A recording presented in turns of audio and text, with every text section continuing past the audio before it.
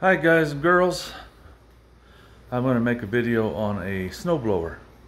I bought this for 50 bucks and I was hoping it was just the cable for the transmission, but it happens to be the transmission. So I'm going to take the transmission out and see if I can fix it or if I have to buy a new one. And I was checking around on the internet and I saw a couple transmissions for 75 bucks. I'm hoping that'll fit this. Otherwise they're like 150, 200, which defeats the purpose of buying this cheap, because then it'll be a $200 snowblower. Let me flip the camera around, show you what I've got going on. So this is the snowblower.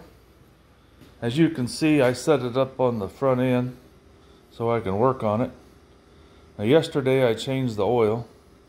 I'll make a quick video on that in a little bit. It's pretty easy to do. But what I have going on now is, see this cable here? This is supposed to, when you squeeze this handle up, that goes down beside the engine right there, and it comes down to this point. Oops, this point. And when you squeeze it, it pulls this up to engage the transmission so it'll go forward. But in my case, when you do that, it doesn't go forward. So I was hoping maybe if I replace this cable, that would fix it, but you can pull this, push it up by hand and it still doesn't engage. I've tried it from up above. I watched some videos on it. Basically, you got to take this thing out, and to do that, you've got to take the key. What do they call that thing? That little key, that wire key that goes there. There's one over here. You take this spring out, take the belt off, which should be pretty easy because it's not getting very tight. Then you slip this out of here. Now, normally, from what I've seen, these can't be rebuilt.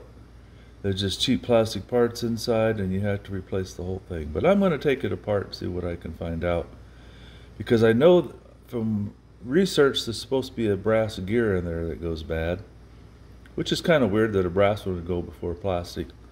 I'm going to try and take it apart, see if there's any chance I can salvage it. If not, I'll have to replace this. I'll get the part number off of it when I get it out of there. And then I'll have a good running snowblower. It starts right up and runs great. The only problem is you can't push it. These wheels are like not wanting to freewheel. So anyway, I'll get busy on it here. And I'm going to pause the camera and bring you back when I get further along.